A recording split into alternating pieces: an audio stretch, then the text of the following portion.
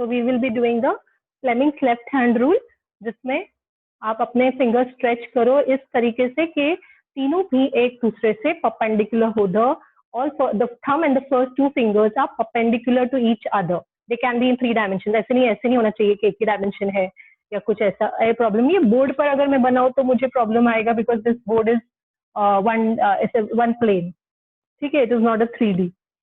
ठीक है, तो इधर मैं अगर बनाऊं तो मुझे प्रॉब्लम आएगा कि मैं बोलूँ ये थंब है.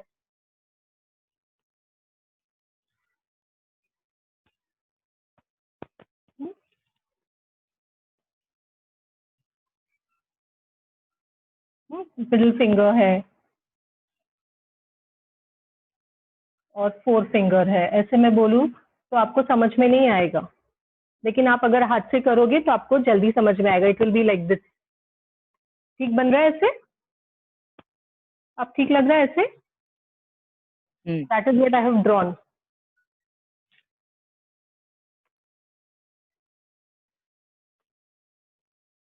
और इसी को हम अगर उठाकर 3 डायमेंशन में देखें तो it is going to be like this. They all are perpendicular to each other. ठीक है,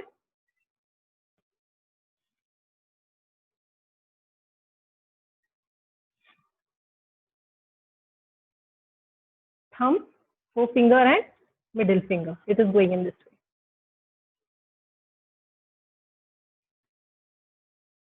Now, what does the thumb represent? What will be the thumb representing? What is the thumb representing? Does anybody know? मैं read करो थोड़ा. Now you have to tell me. थोड़ा read करके बोलो. जिसके पास भी text book है मुझे देखकर बोलो. Force on the conductor. देखकर बोलो. Force on the conductor. Direction of the force on the conductor. Force of the conductor. Direction of the force on the Just a conductor. moment बेटा. बोलो बोलो Hadi. Force on the conductor.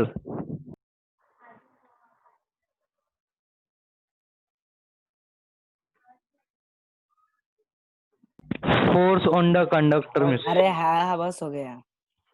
नहीं सुना था हमने. Okay, चलो हम लोग अभी स्क्रीन शेयर करते हैं जिसमें आपको समझ में आएगा.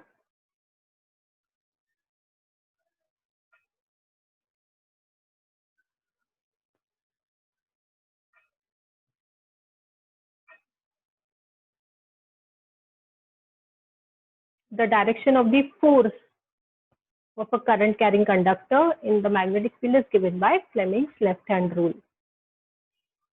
If we hold the thumb, forefinger and middle finger of the left hand in such a way that the direction of the magnetic field, the middle finger points the direction of the current, the forefinger points the direction of the magnetic field,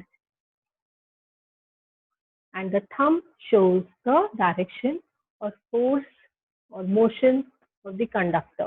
Please ये लिख लीजिए. Please note this down.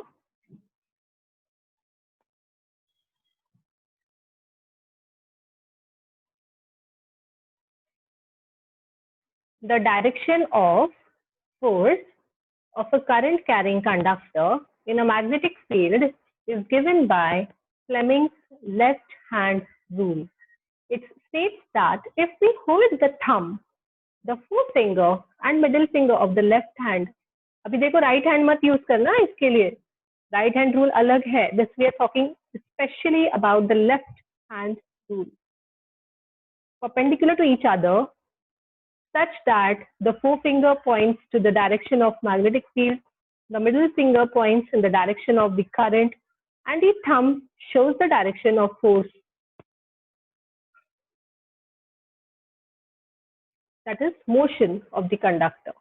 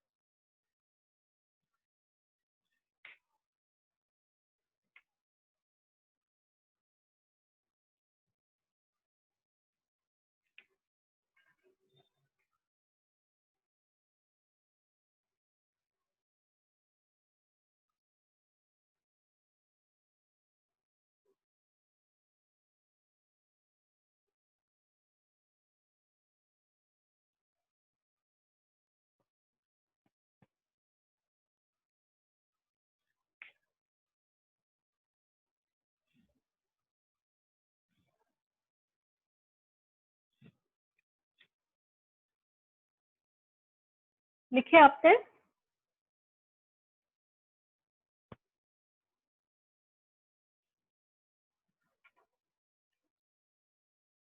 अभी आपको इसमें क्या समझ में आ रहा है?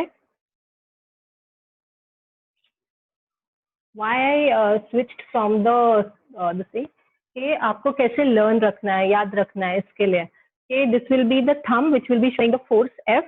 Okay, this is your forefinger which will be showing the magnetic field and the middle finger center that is going to show the current. हमेशा याद रखो सेंटर में करंट है, यहाँ पे मैग्नेटिक फील्ड है और thumb will be showing the motion of the conductor. अभी इसका मतलब समझ में आ रहा है? What is the meaning of the motion of the conductor? जो भी आपका मटेरियल है, रॉड है या वायर है जिसमें से करंट पास हो रहा है वो मूव होने वाला है. Depending upon what application we have, what product we have, उसके अंदर उसका मूवमेंट होने वाला है. और वो कब होगा? जब मैग्नेटिक फील्ड पास हो जाएगी. ठीक है, तो उसका जो डायरेक्शन है वो इस डायरेक्शन में, थंब के जो डायरेक्शन रहेगा ना वो ऐसे डायरेक्शन में रहेगा. तो ये डायरेक्शन में वो परपेंडिकुलर मूव होने वाला है. ठीक है, अगर ये डायरेक्शन में फोर फिंगर है दैट इज लाइक दिस, और ये डायरेक्शन में करंट है और ये डायरेक्शन में मैग्नेटिक फील्ड है. ठीक है, ये तीन चीजें बहुत सिंपल है बट आपको लर्न करनी होगी. इसका एक बहुत ही इजी मेथड है FMC, फादर मदर चाइल्ड. ऐसे लर्न करो. ठीक है, क्योंकि करंट के लिए नॉर्मली हम लोग आई लिखते हैं बट यहाँ पे हमने सी लिखा है so that you remember it. Again magnetic field के लिए बी कुछ लिखते हैं बट हमने यहाँ पे एम लिखा है again so that you remember. Force लिखा है इसके लिए. Conductor actually it is the movement of the conductor. Force मतलब क्या? It is the movement of the conductor. Because ये इतनी बार आने वाला है आपको आगे और वो याद नहीं रहता है स्टार्टिंग में. By the end of the year आपने इतने सारे टेस्ट दिए होंगे कि आपको तो एकदम से याद होगा but in the mean time जब आप लर्न कर रहे हो तो आप इस तरह से इसको लर्न कर सकते हो. Father mother child, force magnetic field current. Force मतलब movement of the conductor, force on the conductor. ठीक है, चलो आगे चले. Yes, ma'am.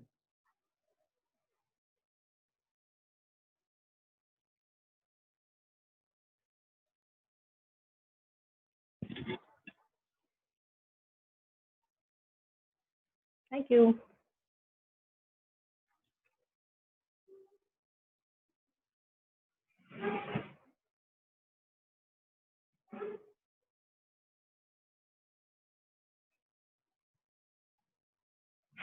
ये डायग्राम आपको जो स्क्रीन पे है वो भी आपको अच्छे से एक्सप्लेन कर रहा है ना?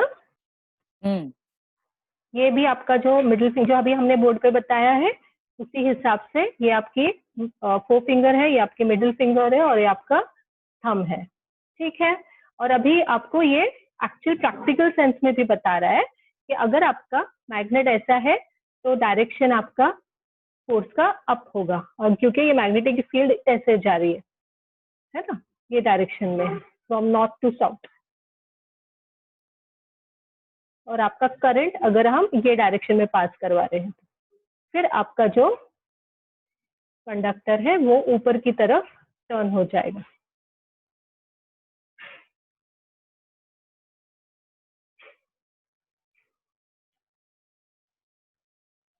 I hope everybody has noted this down.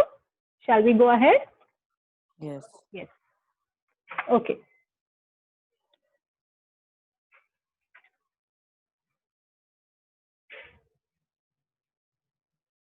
अभी हम हमें बताएं कि ये कहाँ पे यूज होता है. Where do we use this Fleming's left hand rule, या कौन से एप्लीकेशन या कौन से अप्लायंस में ये यूज होता है? और my question could be which appliance works on the principle of Fleming's left hand rule? ये आप अभी बताएं, बाद में हम अप्लायंस सिखाएंगे तब हम ये बोलेंगे on which rule does dash dash work. तो फिर तब आप बोलना Fleming's left hand rule. अभी फिलहाल ये बताएं कि Fleming's left hand rule पे कौन सा अप्लायंस वर्क होता है? That is electric motor. ठीक है, इलेक्ट्रिक मोटर कितनी इंपॉर्टेंट चीज है. Okay. वो इस पर वर्क होती है. हम थोड़ा देखें क्या है हमारे पास कुछ. मोटर के बारे में? अभी तो नहीं है। चलो हम लोग अभी आगे के हम लोग इलेक्ट्रोमैग्नेटिक इंडक्शन करते हैं। बट यू रिमेम्बर दिस, आगे जाके हम जो मोटर करेंगे तो भूलना मत, मुझे बता देना तभी कि ये इस पर वर्क करता है। ठीक है, सब याद रखेंगे ना? Okay.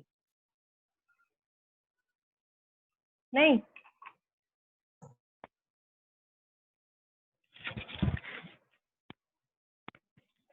अच्छा, नेक्स्ट टॉपिक है इलेक्ट्रोमैग्नेटिक इंडक्शन।